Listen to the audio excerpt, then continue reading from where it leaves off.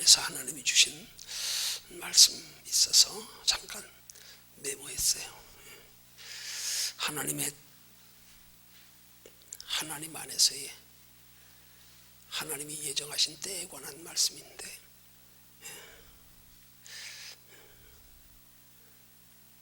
이렇게 말씀을 주시네요.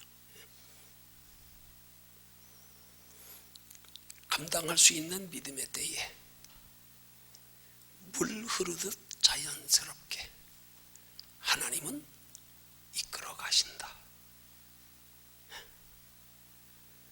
우리가 서두를 것은 아무것도 없다. 우리에게 서두를 것이 있다면 오직 하나, 그것은 믿음 키우기를 힘쓰는 것이다. 믿음 키우면 때는 하나님께서 믿음만큼 정하시고 이끌어 가신다. 이런 말씀을 주셨어요.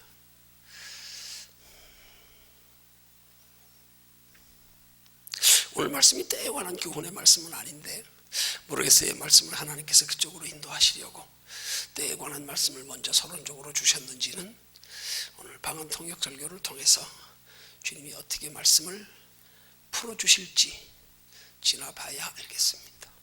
디스켄 타라와이 데스 디슈. 오늘 함께 읽은 요한복음 21장 1절에서 7절까지의 말씀 내용은 예수께서 십자가에 못 박혀 돌아가신 후에 낙심하여 옛 직업으로 되돌아가서 고기잡이 하던 베드로와 그 베드로를 비롯한 7 제자들에게 부활하신 예수께서 어에게 기적을 통하여 부활하신 자신의 모습을 나타내 보이신 내용입니다. 근데 오늘 본문 1절에서 그 내용을 이렇게 설명합니다. 자, 1절에 보면 그 후에 예수께서 디베라 바다에서 또 제자들에게 자기를 나타내셨으니, 디베라 바다에서 또 자기를 나타내셨다. 이 말의 뜻은 뭐예요? 티스켄 타로와이 데디디시. 전에 디베라 바다에서 자신을 나타내 보인 적이 있음을 의미하는 말씀이에요. 전에 예수님이 디베라 바다에서 자신을 나타내셨어요. 언제요? 예수님 공생의 시작 초기에. 그때도 베드로와 그의 일행이, 그때도 한 7명쯤 됐을 거예요, 성경에 보면. 근데 오늘 똑같이 여기 보면은 그때 함께 배에 고기 잡으러 간 사람들의 명단을 2절에 보면 7명이 나옵니다. 시몬 베드로, 디드모라 하노는 도마, 갈릴리 가나 사람 나다나엘, 세베대의 아들들 2, 그 다음에 또 다른 제자 2, 7명이에요. 예수님의 공생의 시작 초기에 베드로와 그의 일행이 밤이 맞도록 그물을 던졌지만 한 마리의 고기도 잡지 못했습니다. 그리고 날이 밝아서 허탈한 마음으로 빈 그물을 싣고 있을 때에 예수님이 그들에게 찾아오셔서 배를 빌렸습니다. 그리고 자기를 쫓는 많은 무리들을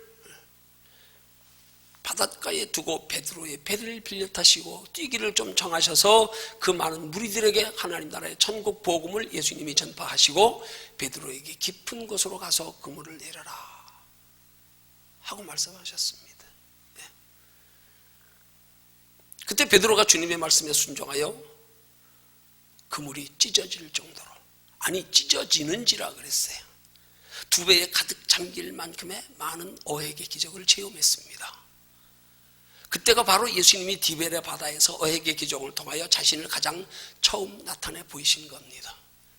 근데 오늘 본문에서는 예수님이 부활하신 후에 또 한 번 디베레 바다에서 자신을 나타냈다고 말씀하고 있는 거예요. 뭘로 나타내셨어요? 똑같은 디베레 바다에서 똑같은 어획의 기적을 통하여, 똑같은 베드로와 그의 일행들에게. 첫 번째는 공생의 초기에 육체로 계실 때에, 2번째로는 부활하셔서.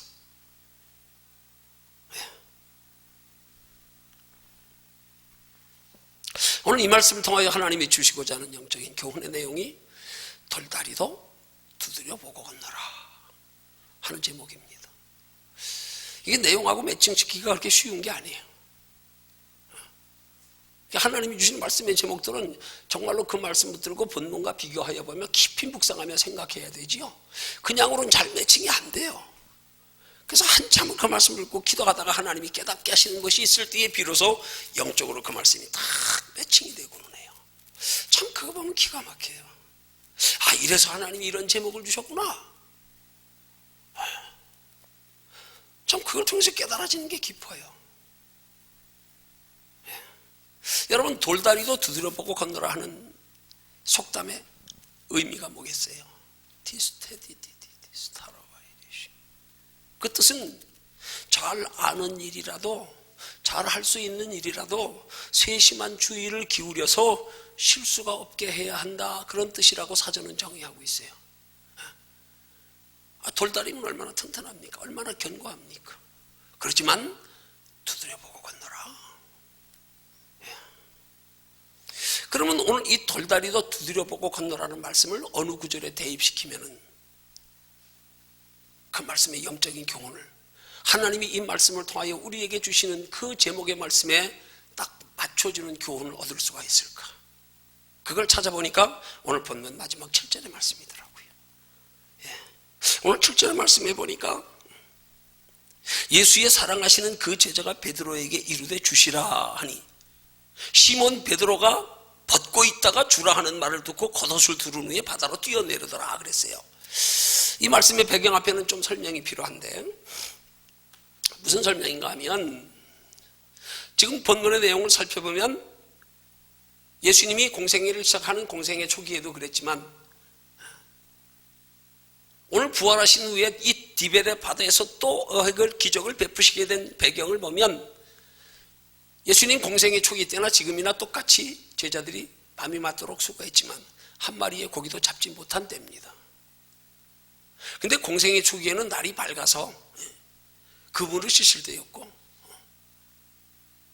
예수님 부활하셔서 또 디베레 바닷가에서 이 어의 기적을 통하여 자기를 나타내 보이실 때는 어스프레한 새벽이라 그랬어요. 그리고 그때는 공생애 초기에는 예수님이 함께 배를 타고 어에게 기적을 체험하게 했지만, 이제 부활하시고 나서는 함께 있지 아니하고 예수님은 어스프레한 새벽에 묻혀 계시면서 제자들에게 좀 멀리 떨어져 있는, 상거가 불과 50간쯤 된다 그랬는데 이 50간쯤을 우리 환산으로 거리로 하면 약 90m 거리입니다.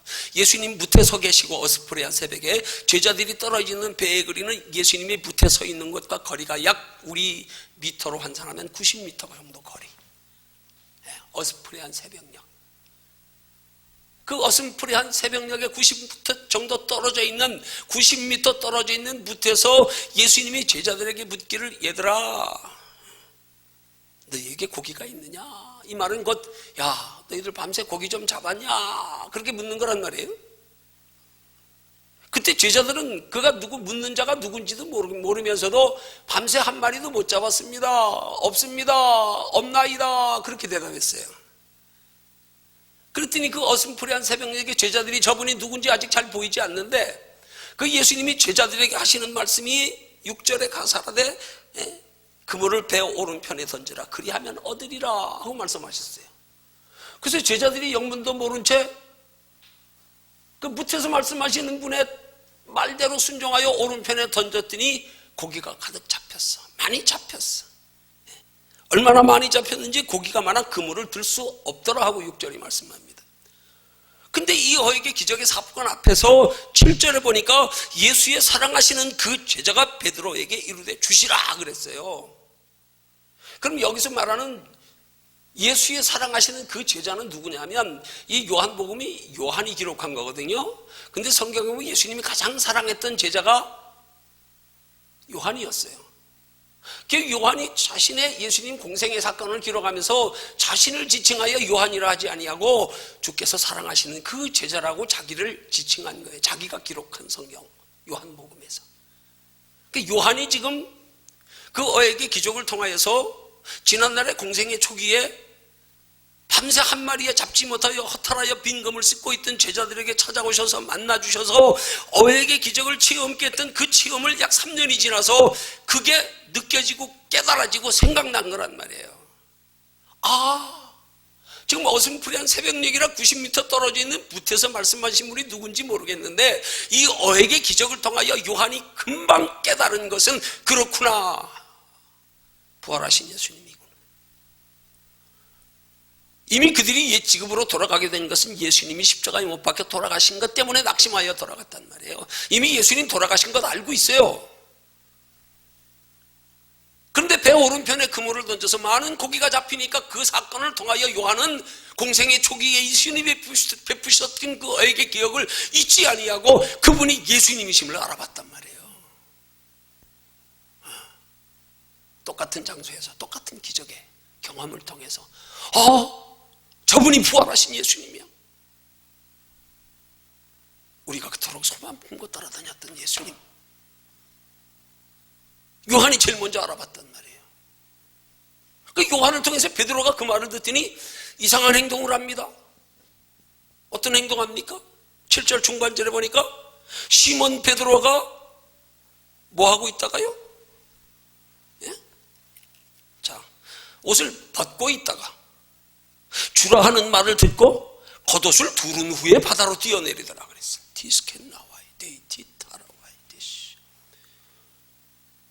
그러니까 베드로가 아마도 밤새 고기 잡으면서 옷을 다 벗고 있었나 봐요.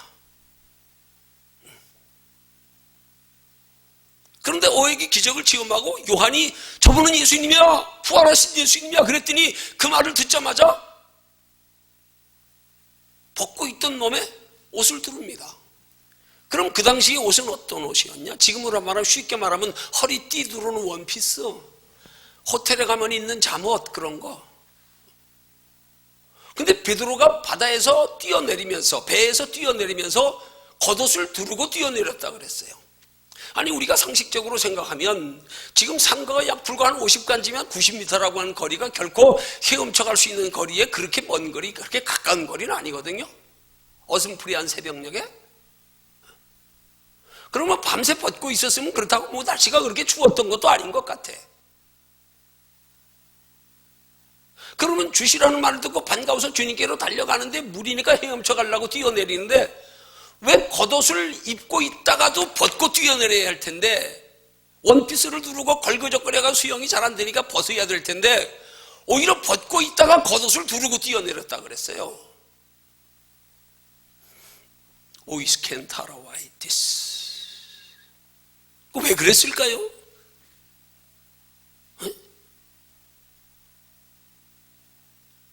여기에 중요한, 오늘 하나님께서 말씀의 제목을 통하여 우리에게 주시고자 하는 깊은 영적인 교훈이 들어있다는 사실이에요. 그러면 베드로가 그렇게 요한의 주시라 하는 말을 듣고는 반가워서, 아니 밤새 벗은 몸으로 고기 잡고 있다가 주시나 말고 옷을 두르고 뛰어내린 건 왜 그랬을까요?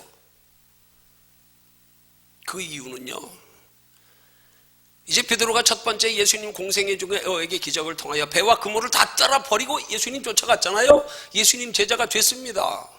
함께 복음 전하며 다니던 어느 날 예수님은 산에 기도하러 올라가시고 제자들만 따로 배를 타고 가다가 풍랑을 만났습니다. 풍랑 중에 두려워 떨고 있는 제자들에게 주님이 새벽녘에 풍랑 이는 파도 위를 걸어오셨습니다. 그때 베드로가 풍랑 이는 파도 위를 걸어오시는 주님을 보고는 말하기를, 만약 주시거든 나를 희망하사 물 위를 걷게 하소서 하고 요청했습니다. 그랬더니 예수님이 걸어라, 와라 허락하셨어요. 그래서 뛰어내렸어요. 그래서 한순간 걸었습니다. 얼마나 걸었는지는 모르겠어요. 성경에 얼만큼 몇 발짝 걸었다고는 기록이 없으니까. 근데 좀 있다가 바람과 파도를 보고는 베드로가 두려워하면서 물에 빠져 들어가 버렸습니다. 지금 이 사건과 연관시키면 두 번째 어획의 기적을 통하여서 주님의 사랑하시는 제자 요한이, 그분이 부활하신 예수님 전에도 공생의 초기에 우리에게 어획의 기적을 통하여 하나님의 아들 되심을 나타내 보이셔서 우리가 모든 것 쫓아가며 주를 따라가게 했던 그분, 그분인 것을 알아보고는 주시라 하고 외쳤더니요, 베드로가 옛날 생각난 거야. 그때 주님이 물 위로 걸어오라 하실 때 주님만 바라보고 담대히 걸었더라면 끝까지 물 위를 걸었을 텐데, 풍랑이는 파도 바라보는 순간에 물에 빠져들어갔던 믿음 없던 부끄러운 기억이 생각났을 거라 이 말이에요. 그래서 부활하신 주님이 요한의 말을 통하여 저분이 주님이라는 말씀을 듣는 순간에 요한은 지난날에 베풀어 주신 하나님의 은혜와 축복의 기적을 잊지 않고 기억하고 있었는데, 베드로는 부활하신 주님 앞에 요한의 말을 듣고는 자신이 주님 앞에 지난날에 믿음 없어 부끄러웠던 모습이 먼저 기억난 거야. 오이스텐 타라와이 디스켄 나와이. 그래서 이제 다시 만난 주님 앞에서 내 믿음 보여드리려고, 이제 주님 다시 만났으니 이제 믿음으로 물 위를 걷는 모습 보여드려야지. 그리고 걷어투르고 뛰어내렸단 말이에요. 오이스텐 티스테이 타라와이 디시. 근데 성경에 보면 물 위를 걸었다는 기록이 없어. 오히려 다른 제자들은 예수님이 말씀하시며 오른편에 그물을 던져 많은 고기가 잡힌 그물을 끌어 배에 싣고 그냥 주님이 있는 무태까지 배를 갖다 댔는데, 베드로는 혼자 힘겹게 헤엄쳐가지고 무트로 올라왔다 이 말이야.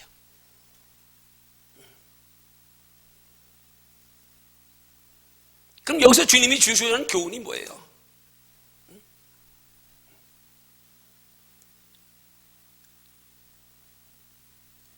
우리 본문의 말씀의 제목대로 표현하면 돌다리도 두드려 보고 건너야 할 상황에서 서둘러 그냥 자기가 뛰어내렸다 이 말이에요. 전에는 예수님 공생의 초기에 베드로가 물 위를 걸었던 체험은 주님이 오라고 허락하셨어요. 그래서 걸었단 말이에요. 근데 지금 다시 만난 주님 앞에서는 베드로가 주님께 요청하여 물 위를 걸을 수 있는 능력을 먼저 구하지 않고 자기 믿음으로, 자기 확신으로 주님 앞에 자신의 믿음을 보여드리겠다고 말 그대로 자기 믿음. 전에 물 위를 걸을 때는 주님이 주신 믿음이었어. 근데 주님은 지금은 주님께 묻지도 않고 허락도 받지 않고 자기 믿음을 보여드리려고 배에 뛰어들었다가 빠져들어갔단 말이에요. 겨우 헤엄쳐 무태 달았단 말이에요. 디스켄 나와야 돼.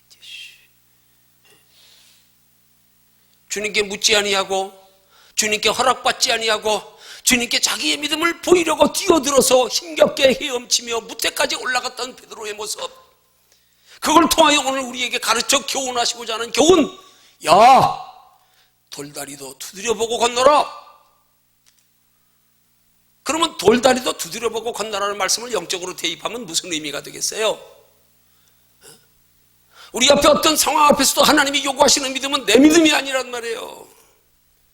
하나님의 믿음, 그것이 하나님이 원하시는 건지, 그것이 하나님이 기뻐하시는 것인지, 하나님이 허락하시는지, 아니면 뛰어내리기 전에 주님을 알았더라면 다시 한 번 주님이 자기에게 능력 주시기를 구하든지, 그리고 나서 뛰어내렸어야 되는 거 아니에요? 그랬으면 걸었을지 몰라. 공생의 초기에 예수님 만났을 때처럼. 그랬으면 다시는 예수님 앞에서 부끄러운 모습 보여드리지 않고 90m라고 하는 거리를 걸어서, 바다 위를 걸어서 무태까지 도달했을 거야. 근데 묻지 않았단 말이에요. 확인하지 않았단 말이에요. 허락받지 않았단 말이에요. 주님의 믿음을 따라, 주님이 주시는 믿음을 따라 행해야 할 상황에서 주님이 주시는 믿음으로 의지하지 않고 자기 믿음으로 걸으려고 했다가 낭패당했다 이 말이에요. 오데스켄티디타라와이디시. 이런 상황을 통하여 하나님이 제목과 함께 우리에게 주신 영적인 교훈, 무슨 일을 하든 그리스도인들은 내 힘으로 의지하지 말고 거기에 주님이 어떤 뜻이 있는가 물어보고 확인하고 주님께 힘과 지혜를 구하여서 이것이 확실하게 하나님의 뜻인지 분별하여 알고 그러고 행동하라 이 말이에요. 그래서 그것이 하나님의 뜻이라고 확인될 때는 머뭇거리지 마라. 그때는 내 앞에 어떤 불가능한 일이고 아무것도 보이지 않을 때도 주님이 응답이 확실하거든 생명 걸고 가라. 그러나 그렇지 않거든 섣불리 내 믿음 가지고 분별하였어. 그것이 주님이 내게 합당한 뜻이며 주님이 허락하시는 것인지도 분별하지 않고 자기 생각으로, 자기 판단으로, 자기 지식으로, 자기 의지로 앞서 행하는 어리석은 믿음의 행위가 되지 마라. 이게 교훈하려고 하는 거란 말이에요. 오데스케리디타라와 이리시, 이런 깊은 뜻이 이 사건 앞에 있는 거예요 지금. 네? 자, 그럼 여기서 우리 생각해 봐야 될 거예요. 어떻게 하면 오늘 본문의 말씀처럼 주님이 우리에게 가르쳐 교훈하시는 바 돌다리도 두드려보고 건너가라. 어떤 상황 앞에서 그것이 정말로 하나님이 원하시는 뜻인지, 어떻게 하는 것이 하나님의 뜻에 합당하게 행하는 건지, 어떻게 분별하여서 마치 돌다리도 두드려보고 건너듯 이거 정말 하나님 뜻 맞습니까? 정말 이거 하나님 원하시는 겁니까? 그걸 뭘로 확인할 수 있냐 이 말이에요. 돌다리도 두드려보고 건너듯 우리가 하나님의 뜻 앞에서 그 뜻이 하나님의 확실한 뜻인가를 확인하는 방법, 두드려보는 방법, 그게 뭐가 돼야 되겠냐 이 말이에요. 니스켄나와이데 티타라와이데시, 그게 뭐가 되겠느냐 이 말이에요. 그걸 똑바로 알아야 된단 말이에요. 그걸 똑바로 알아야 된단 말이에요. 그래서 그 방법을 똑바로 알고 그 방법에 준하여 주님의 뜻이 확실한가 분별하여 깨닫고 믿어지거든 머뭇거리지 마라. 내 눈으로는 불가능해 보일지라도, 앞이 보이지 않아도, 이치와 상식에 맞지 않아도 니스켄나와이티티타라와, 그럼 하나님이 반드시 책임져 주시게 돼 있다, 이거란 말이에요. 그럼 우리가 정확히 알아야 할 게 뭐겠어요? 돌다리도 두드려보는 우리의 믿음의 행위가 구체적으로 뭔가를 똑바로 알아야겠지요. 디스켄타라와이데시, 그게 뭘까요? 그걸 세 가지로 말씀드립니다. 오이스텐타라와이 니스테디디디디, 그 첫 번째가 바로 메사에 무슨 일을 하든지 그 일을 결정하여 하나님의 뜻에 준하여 하나님을 위하여 하나님 안에서 행하는 일들일 때는, 그게 모든 신앙생활에 대입시키는 모든 일에는 무슨 일이든지 크고 큰 일이든 작은 일이든 먼저는 하나님 편에서 바라보고 생각해라. 내 편에서 바라보지 말고요, 자꾸. 디스켄나와이디스. 믿음은 우리는 보이지 않는 것을 따라 우리의 삶에 실천하여 적용하며 살아가는 건데, 보이지 않는 걸 왜 자꾸 내 생각 판단으로 그걸 확인하고 결정하려고 합니까? 안 보이는 걸. 거기서 문제가 되는 거예요. 믿음은 보지 못하는 것들의 실상이라고 그랬어요. 보지 못하는 것에 믿음을 가질 때 우리에게 실상으로 나타난다 이 말이에요. 보이지 않지만 믿음을 가지면, 그럼 보이지 않는 것에 믿음을 주시도록 하기 위한 방법이 뭐냐 이 말이에요. 그 보이지 않는 것에 믿음을 가지기 위한 방법은 보이지 않는 것을 자꾸 자기 상식, 자기 감정, 자기 경험, 자기 지식 가지고 보려고 그러지 말란 말이에요. 거기다 대입시키지 말란 말입니다.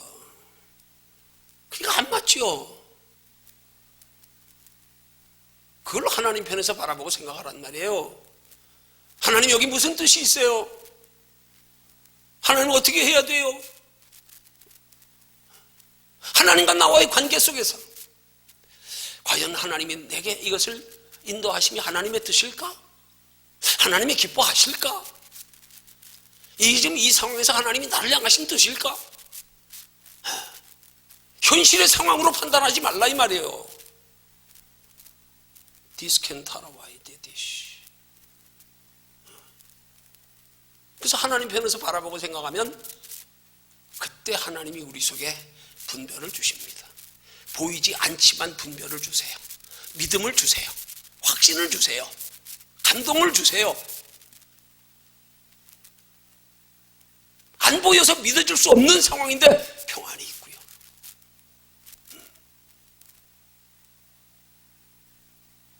안 보여서 함부로 행동할 수 있는 일이 아닌데 두려움이 없고 담대함이 있고요. 아직 아무것도 보이지 않는데도 소망이 생기고요. 티스테디타로와이디지. 어떻게 하면은요? 하나님 편에서 바라보고 생각하면, 그 하나님 편에서 바라보고 생각하는 구체적으로 설명드린다면 그것이 곧 내 주어진 앞뒤의 일들의 현실을 바라보는 게 아니라 현실을 초월하여 하나님 앞에 내 생각 내려놓는 거란 말이에요. 내 판단 내려놓는 거란 말이에요. 그럴 때 빌립보서 2장 13절의 말씀처럼 우리 속에서 하나님이 행하십니다. 그럴 때 우리 속에서 하나님의 행하심이 현실을 초월하는 믿음이 됩니다. 안 보이는데 믿어줘. 안 보이는데 두려움이 없어.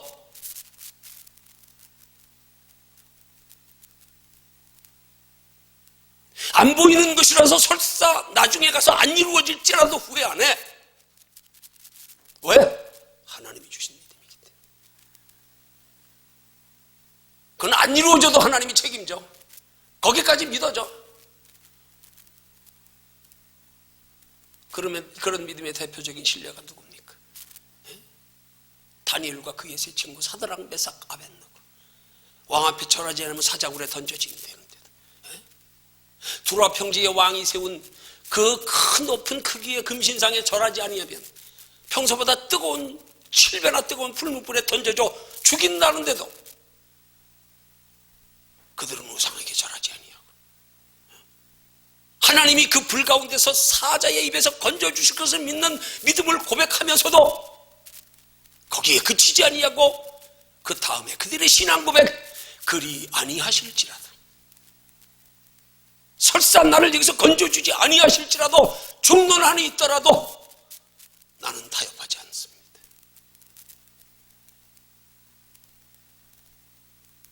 오이스텐 타라와이디시.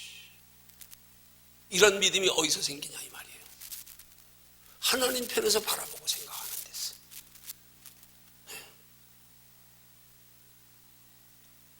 여러분의 생각의 출처가 어디인가에서 믿음과 불신앙은 판단, 결정되는 거예요. 근데 우린 신앙생활하면서 날마다 그 신앙생활에 대입해야 할 우리의 믿음의 행위를 자꾸 무슨 세상 제도, 현실, 사람, 나 이런 거 바라보면서 거기서 무슨 답이 나옵니까? 하나님은 나를 통하여 보이지 않는 시간과 공간을 초월한 4차원의 일들을 이루어가기를 원하시는데 우리는 그 일을 가지고 3차원에 대입시켜가지고 여기에 안 맞으면 움직이지 않으려고 그래. 거기서 무슨 역사가 일어납니까? 거기서 어떻게 하나님의 그 깊은 뜻을 헤아릴 수 있겠어요? 오이데스 켄타라와이데스. 그걸 어떻게 하나님이 사람이 분별하고 판단할 수 있겠어요?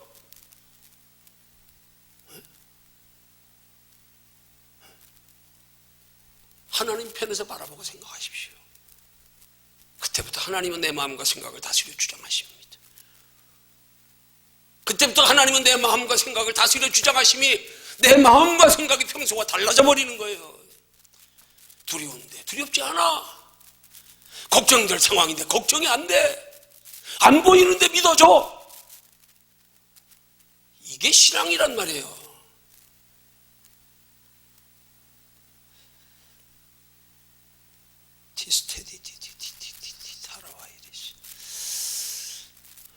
하나님이 기도 중에 제 설교를 두 가지 유형으로 말씀하신 게 있거든요. 하나는 순한 맛 설교, 하나는 매운 맛 설교. 아직 신앙이 어려 감당할 수 없는 사람들에게, 그런 사람들에게는 부드럽게 순한 맛 설교해라. 그렇다고 설교의 본질을 훼손시키려는 건 아니야. 그걸 좀 부담 없이 듣도록 설명하는 요령이 있어라. 듣고 깨닫고 믿을 만한 사람들, 감당할 사람들은 매운맛 설교해라. 강하게 질책하고. 때로 우리의 감당할 수 없는 것까지도 하나님의 말씀 그대로 전달하여서 것을 믿음으로 받을 때 하나님이 책임지고 역사하여 담대한 믿음으로 순종하여 행할 수 있도록 순한 맛, 매운맛 설교를 구분하여 하라고 말씀하신 적이 있어요. 오이디스 켄타라와 이리시. 지금 우리 교회 성도들에게는 술한 맛 설교하면 시시해서 못 듣지 뭐. 매운맛 설교 해야지. 매운맛 설교. 나이스 켄타라와 이리시. 수준이 그만큼 됐으니까. 귀가 많이 열렸으니까. 매운맛 설교에 익숙해졌으니까.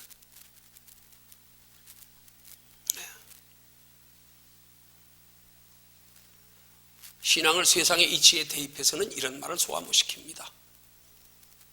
소화 못 시켜요. 감당이 안 돼요. 근데 하나님이 이런 말씀하게 하는 것은 이제는 들을 귀가 열렸고 이제 매운맛 설교에 익숙해졌고 이제 그렇게 매운맛 설교를 따라 순종하여 행하는 신앙생활에 이제 방법 비결도 많이 들어 알았고 그래서 마음 놓고 하게 하시는 건 줄로 저는 믿습니다. 여러분 동의 안 하셔도 괜찮아. 나는 그렇게 믿으니까. 난 내 믿음대로 하면 하나님이 책임져 주시겠지. 나는 그렇게 믿어져요. 내 매운맛 설교에 감당 못할 사람은 벌써 가도 다 갔어. 다 갔어.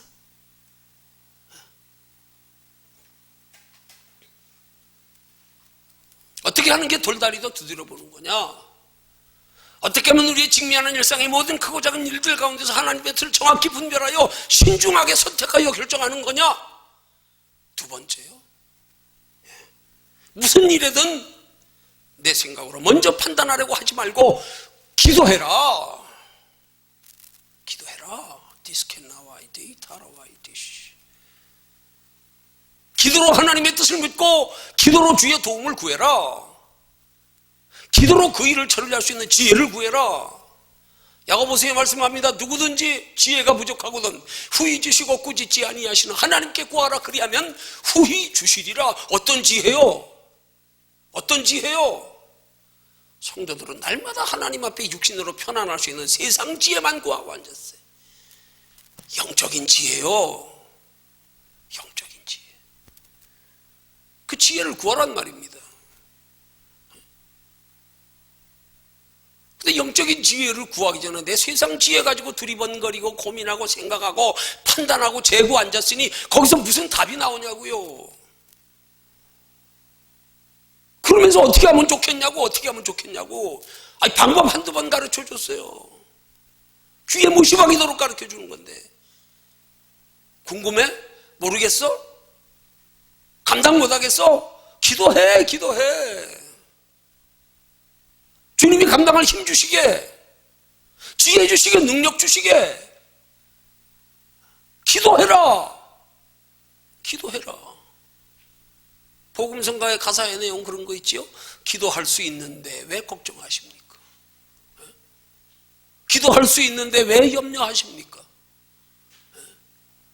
걱정하며 염려하는 문제를 해결할 수 있는 방법, 오직 기도 외에는 이런 조가 나갈 수 없느니라.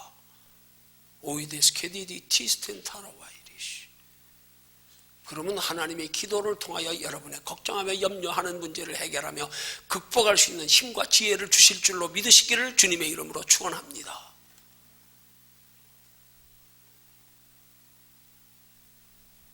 그렇게 해서 하나님의 뜻을 정확히 분별해서 하나님의 뜻을 능히 감당할 수 있는 힘과 지혜와 능력을 얻어서, 그리고 그 다음부터 머뭇거리지 말라 이 말이에요. 그게 돌다리도 두드려보고 건너라는 말씀의 비유적 표현이란 말이에요. 하나님이 응답 줬다고 생각도 없이 덮벅덮벅 하지 말고, 많은 사람들이 그렇게 하다 실수하잖아요. 낭패 보잖아요. 이스텐 타로와이데이시. 응답만 떨어지면 그냥 단순해. 이게 하나님의 뜻이 맞나? 때는 언제쯤일까? 방법은 어떻게 해야 될까? 응답만 떨어지면 그냥 머뭇거리고 뛰들었다가 그냥 앞서가다 시행착오하고, 틀리면 잘못했다고 착각하고, 아니야 네가 방법을 묻지 않아서 그래, 네가 때를 묻지 않고 네가 서둘러서 정해서 해서 그래. 그 목적지 길이 잘못된 게 아니야. 네 방법과 때가 잘못돼서 그랬지. 근데 우리는 하나님의 응답만 받으면 단순하게 그냥 예스냐 노냐, 좀 돌다리도 두드려보고 건너는 심정으로 이것이 하나님의 뜻에 합당한가, 이게 지금 하나님의 때에 감당할 수 있는 시기인가, 하나님의 때에 예정하셔서 우리에게 나타내 보이시는 뜻인가, 이거 보면 될 텐데 그걸 안 봐요. 서론적인 말씀의 응답을 그래서 이걸 주셨네요. 하나님 안에서의 때는 감당할 수 있는 믿음의 때에 물 흐르듯 자연스럽게 이끌어 가신다. 그 때에 하나님이 자연스럽게 물 흐르듯 이끌어 가시게 하기 위해서 우리가 힘써야 할 것, 우리가 서둘러야 할 것, 힘써 믿음을 키워라. 다른 거 서두르지 말고, 다른 거 엉뚱한 거 서두르지 말고 믿음을 키우는 일에 힘써라. 그럼 믿음 키운 하나님께서 믿은 만큼 때를 정하시고 이끌어 가신다 이 말이에요. 믿음이 이끌어 가신다 이 말이에요. 믿음이 이기네. 믿음이 나를 이끌어 가시네. 믿음이 하나님의 뜻을 이루게 하시네. 근데 믿음 자리에 꼭 내가 들어가 있어. 내가, 내 생각, 내 판단, 내 감정, 내가 바라보는 환경 여건, 이건 믿음이 아니에요. 왜 믿음의 자리에 내가 들어가냐고요? 왜 믿음의 자리에 내 지식이 들어가냐고요? 왜 믿음의 자리에 환경이 들어가냐고요? 믿음은 환경을 초월하는데, 나도 능히 극복하게 하는데, 믿음의 자리에 자기가 들어가 있어. 항상 그 자기가 들어가서 대입시키니까 이게 안 맞는 거예요. 이게 이치가 안 맞는 거예요. 대입시킬 수가 없어. 매칭이 안 돼. 자신 없어. 아, 이거 불가능해. 이거 당연하죠. 당연하죠. 엔니스테디 티타라와이디슈.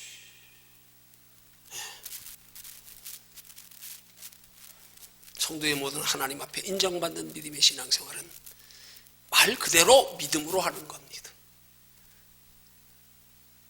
믿음은 보이는 걸 믿는 게 아닙니다.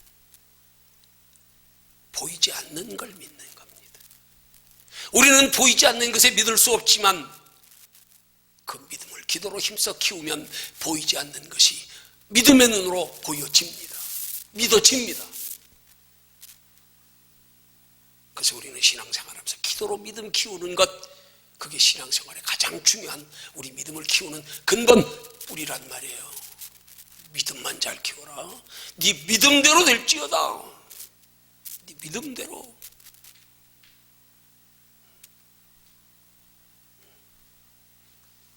그 다음 세 번째로 어떻게 하는 게, 우리의 직면한 모든 일에 하나님의 뜻을 따라 행하는 일에, 하나님의 때에 하나님의 방법에 하나님 보시기에 합당하게 행하는 방법의 세 번째가 뭐냐?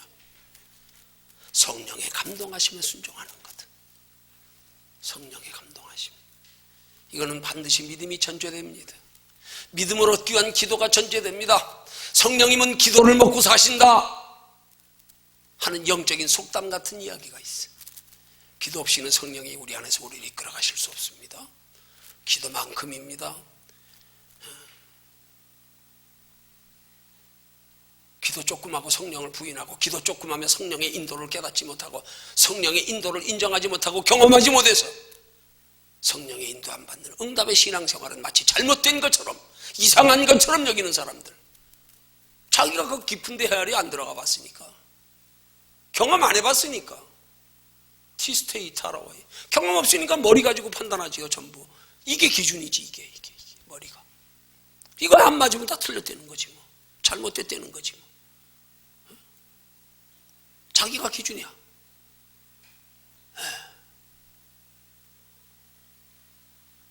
성령의 인도하심을 따라 행하는 신앙생활의 전제 조건은 우리가 성령의 인도하심에 따라갈 수 있는, 인도함을 받을 수 있는 기도가 반드시 전제되어야 합니다. 기도만큼 하나님은 깊은 곳으로 인도해 가십니다. 기도만큼 우리 힘으로, 우리 상식으로는 도저히 안 될 것들도 기도만큼 믿어집니다.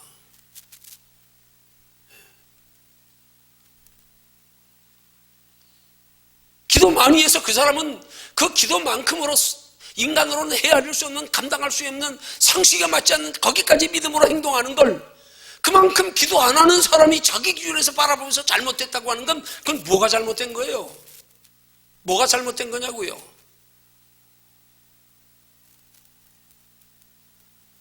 내가 그 사람과 기준이 안 맞는 거잖아요. 그 사람은 믿음이 기준이란 말입니다. 그 믿음이 거기까지 믿어지게 하고 거기까지 보이고 거기까지 담대하게 만드는데, 나는 그만큼 기도하지 않아서 거기까지 경험하지 못한 사람이 자기 기준에서 바라보니까 잘못됐다는 거예요. 그게 잘못된 겁니까? 다른 거지요. 다른 거지. 기준이 다른 거지. 그 기준이 다름을 인정해야 돼요, 신앙생활하면서.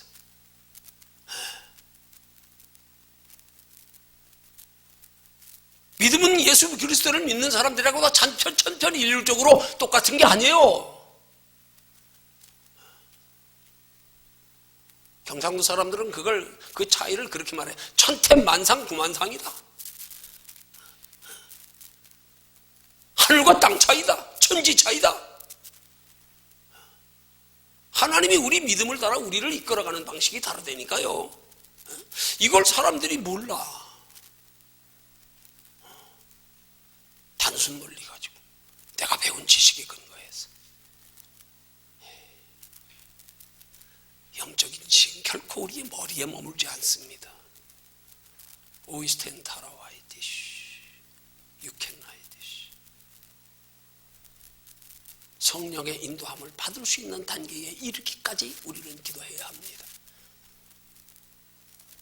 그래서 기도를 통하여 성령의 인도하심이 뭔지를 적어도 이해할 수 있고, 느낄 수 있고, 경험할 수 있어야 합니다. 그때 비로소 우리는 오늘 우리 시대에 합당한, 성령의 시대에 합당한 영적인 신앙생활이 가능해진단 말이에요. 오이스텐 티티 스테이타로. 이 시대는 지금 영적인 시대입니다. 구약시대는 성부시대, 예수님 육체로 오셔서 공생애를 마치시며 십자가 지시고 부활하실 때까지는 성자시대, 예수님 부활 승천하신 이후에 지금의 시대는 성령의 시대, 예수님이 재림하시는 그 순간까지 성령의 시대. 성령의 시대를 속하여 살고 있는 성도들은 성령의 인도하심을 느끼고 분별하고, 성령의 인도하심이 믿어져서 체험되어져서 성령의 인도하심을 따라 사는 삶이 있어야 합니다. 그게 믿어져야 됩니다. 그게 체험되어져야 합니다. 근데 오늘 이 시대에 뒤떨어진 신앙생활을 하는 사람들이 얼마나 많은지 몰라. 그리고 그들이 기준이 되어서 그냥 다수의 논리에 의해서 기준에 합당하게 따라가는 사람들은 소수라고 이단이고 잘못됐고,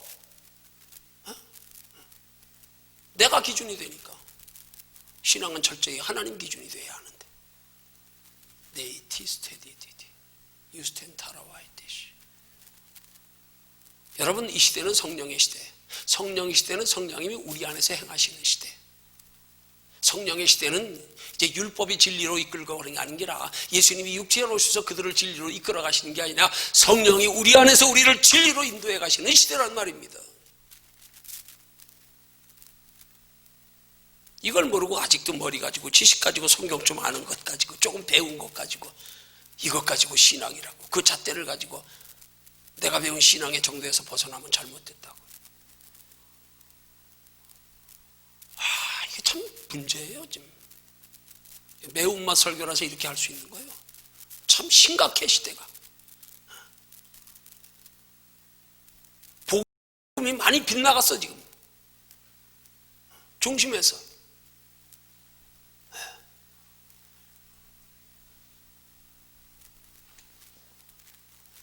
오늘 우리의 신앙생활의 돌다리도 두드려 보는 것은 우리의 매사의 삶의 생활 속에 우리가 이루어 가야 할, 우리 앞에 놓여진 우리 앞에 계획하시는 하나님의 뜻, 이 모든 것들을 우리의 삶 속에 적용하여 이끌어가는 삶의 과정에서 이렇게 세 가지 면에서 우리가 확인하는 겁니다.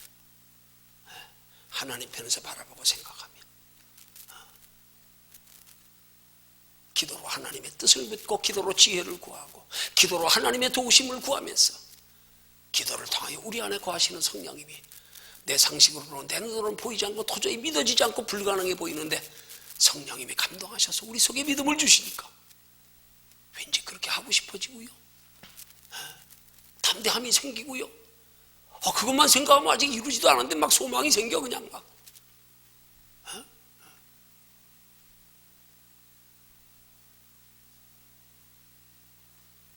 사도행전 시대에 예수님을 따르던 제자들이 마가의 다락방에서 성령 충만 받은 부터 그들의 삶의 모습은 전부가 다 성령에 이끌림 받는 기적을 체험하는 신앙생활이었습니다.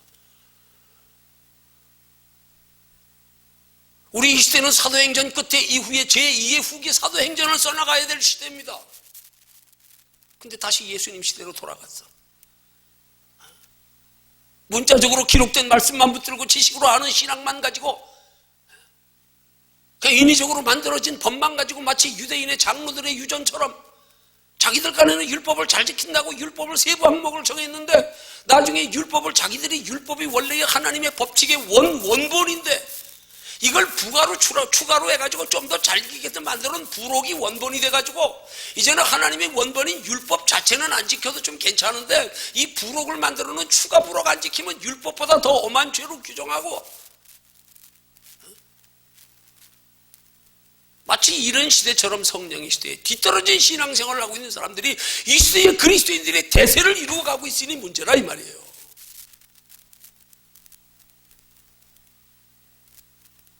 우리 안에 성령님이 이끌어가시게 하는, 성령이 이끌어가는 시대가 이 시대인데 그걸 모른 채로 우리의 신앙의 시대적 기준이, 지금 이 시대는 어디가 하나님이 요구하는 시대의 가장 바람직한 성경적인 신앙의 기준인가도, 기준의 잣대도 없이, 이런 때일수록 우리는 오늘 본문의 교훈의 말씀의 제목처럼 돌다리도 두드려보고 건너라, 관습적으로 습관 가지고 내 감정에, 내 지식으로, 내 판단으로 함부로 행동하지 말고, 하나님 맞습니까?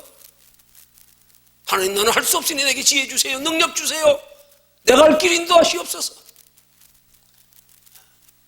성령의 인도하심을 구하면서 티스텐타라고, 혹시라도 단 한 번뿐인 인생, 내 나름대로 열심히 한다고 신앙생활을 내 하나님 앞에 서보니까 난 너한테 그런 거 시킨 적 없다, 너 언제 나한테 묻기라도 하고 행동했냐? 돌이킬 기회도 없어요. 그러면 다시 한 번 더 살면 얼마나 좋겠어. 기회도 없어. 단 한 번뿐인 인생의 기회.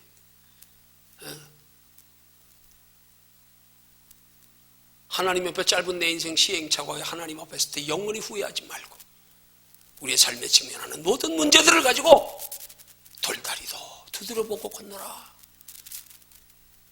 항상 하나님 편에서 바라보고 생각하고, 하나님 보시기에 합당한가를 보고, 시기적으로 때는 적당한가를 보고, 과연 내 믿음의 단계에서 이렇게 이끌어가시는 하나님을 따라갈 수 있는 믿음은 내가 지금 되어 있는가? 한번 돌아보고요. 어휴, 이런 얘기는, 그래, 매운맛 설교니까 우리 터놓고 합시다. 요즘 제가 방언 통역 설교하면서요, 2시간 동안을 서재에 앉아가지고 방언만 하면서 앉아있는 걸 골방에 처박힌다고 표현합니다. 2시간 아무것도 안 하고 그냥 2시간만 방언만 하고 있으라는 게 얼마나 힘든지요. 독방에 들어가는 기분이요. 골방에 들어갑니다. 설교 준비할 때마다 2시간 앉아있는데 방언만 하면서. 왜 내 머릿속에는 얼마나 복잡한 생각들이 많겠어요. 그것과 싸우면서 또 복잡한 생각 들고 잡다한 생각 들면 또 물리치고, 주여 방언하면서 주여 성령님만 생각하게 하옵소서. 완벽한 방언 통역 설교가 되게 하옵소서. 근데 자꾸 기도하다 보면 이 하나님이 주시는 말씀의 제목의 본문에 근거한 것들이 자꾸 내게서 간헐적으로 떠오른단 말이에요. 자꾸. 그럼 그거 놓치지 않으려고 방어 기도하다가 메모를 이렇게 몇 가지째 정리할 때가 있어요. 종종 그래요. 근데 그것 때문에 나는 마음이 찜찜해. 아니 하나님, 나는 지금 완벽한 방언 통역 설교하고 싶어요. 그러니까 처음에 제게 다 엎어서 설교의 방법을 바꾸라고 말씀하실 때에 처음 하신 말씀처럼 다 내려놓고 아무 생각도 하지 말고, 강단에도 일찍 내려오지 말고, 일찍 내려오면 일찍 내려와서 또 설교 준비할까 봐 강단에서 직접 주시는 말씀 전하도록 그렇게 기도만 하고 내려와라.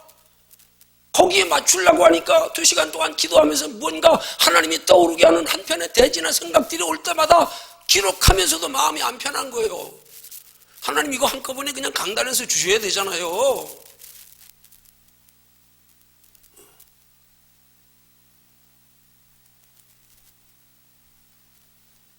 그러면서 제가 합리적으로 그런 생각을 했어요. 하나님, 내가 지금 기도 중에 하나님이 주시는 생각이라 메모는 간략히 해놓을게요.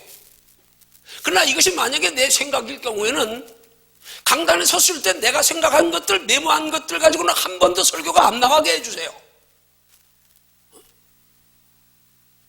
근데 보면 그렇지 않아, 별로. 그 메모된 것들이 강단에서 다시 그게 나가게끔 연결이 돼. 그것도 내가 준 거야. 근데 난 그게 찜찜했단 말이에요. 난 완벽하고 싶어서. 그러다 오늘 응답 주셨어, 하나님이. 그 응답의 내용을 제가 좀 소개할게요. 또 이렇게 구체적으로 얘기하긴 처음이네. 제가 3년 때 제가 기도하면서 쓴 거예요. 바른 복음의 통로로 쓰일 믿음의 순서를 바꿔주옵소서. 바른 복음의 통로로 쓰임받음의 순서를 바꿔주옵소서. 어떻게? 말씀을 통해 하나님의 뜻을 먼저 깨닫고 전하기보다. 그러니까 방언기도 시간에 말씀을 통해서 하나님의 뜻을 먼저 깨닫고 깨달은 것 가지고 강단에 서서 전하기보다 영문 모른 채로 성령께서 주시는 말씀의 통역자로 쓰임받은 후에 그 다음에 나조차도 강단에서 성령이 주시는 말씀을 영문 모르고 전한 걸 들으면서 그 말씀을 성도들이 듣고 깨닫고 하듯 나도 영문 모르고 전하는 말씀을 내 귀로 내 뇌로 들으면서 나도 그때 깨닫고 교훈받게 하옵소서. 이렇게 기도했단 말이에요. 왜요? 그렇게 기도한 이유가 혹시 내가 먼저 깨닫고 전하는 말씀이면 혹시라도 내 생각이 섞일 수 있다는 거룩한 염려 때문에요. 하나님, 이렇게 기도했단 말이에요. 근데 하나님이 결론 주신 응답, 이게 응답입니다. 결론. 그렇게 쓰임받는 과정에서 서둘러 앞서 억지로 내가 행하려 하지 마라. 쉽게 말하면 내가 억지로 아직은 강단에서 100% 그냥 아무 준비 없이 서서 영문 모르고 전할 수 있는 만큼 안 돼 있는데 억지로 고집 부려가면서 나 지금 주시는 거 안 해요. 강단에 한꺼번에 주세요. 이러고 억지로 고집 부리지 말라 이 말이에요. 그런 뜻이에요. 왜? 지금 현재의 단계에서 성령의 인도하심의 방법을 따라 행하면서 완전한 단계에 이르기를 주께 구하며 때를 기다려라. 지금 아직 내 영적인 나이로는 거기까지 이르기는 아직 조금 남아있는데 그 기간이 저는 멀지 않다고 생각해요. 아니 멀지 않다고 여러 번 약속을 받았으니까. 불과 얼마 안 남았어요. 오늘 내일 터질 수도 있어요. 그렇게. 그렇지만 어쨌든 아직 그 단계에 이르기 전까지는 아직 내가 고집 부려서 아직 하나님의 때에 완벽한 통역 설교가 될 만한 허락하신 때가 아닌데 굳이 고집 부려가면서 나 여기 중간에 주는 건 다 거절할래요. 싫어요. 강단에서 야, 너 아직 네 그만큼 때가 아직 조금 일러. 그래서 주는 거니까 그때는 그대로 순응하여 받아. 그걸 억지로 네가 고집 부리고 너 지금 때에 맞게 감당하게 너 잘하는 만큼 주는 건데 네가 아직 그만큼 믿음이 아직 안 돼 있어서 때를 기다리는 건데 너는 믿음이 안 돼 있으면서 왜 완벽을 지금 하겠다고 하나님이 주는 걸 거절하냐 이 말이에요. 네가 왜 앞서고 고집 부리냐 이 말이에요. 그것까지 지금의 때에 순응할 줄 알아라. 지금의 때에 순응하면서 그 때가 속히 이르기를 구해라. 구하면서 지금은 아직 완벽하지 않기에 순간순간 주는 것도 다 지금의 내 믿음의 단계에서 주는 것이니까, 그래서 네 믿음이 자라가는 만큼 점차적으로 네가 2시간 동안 골방에 기도하는 동안에 깨닫게 하시는 부분들은 점점 줄여나가리라. 그러다가 어느 땐가 딱 서면 그때부터는 아예 아무것도 준비하지 않고 아무것도 과정에 생각나게 하지 않다가 단에 딱 서면 그대로 영문 모르고 나가게 방언 통역 설교가. 그 과정을 거치는데 아직 네가 완벽의 단계에 이르지 않은데 완벽을 고집하지 말라 이 말이에요. 오늘 참 깊은 거 깨달았어요. 기도하다가. 네, 알겠습니다. 순응하겠습니다. 그래요. 지금은 아직은 부족해서 아직 하나님이 준비하는 동안에도 주시는 대지나 짧은 교훈들이 있을 때는 메모하는 걸 꺼려하지 말라 이 말이지. 왜? 지금 네 단계는 완벽하지 않아. 조금 더 기다려. 조금 더 기도를 좀 더 채워. 네가 땡깡 부리고 억지로 고집 부리지 말어. 때가 있어. 이런 걸 깨닫게 하셨다 이 말이에요.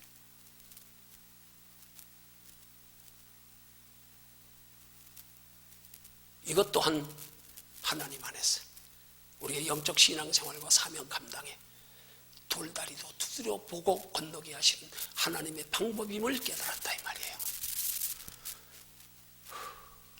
디스켄타라와이데시.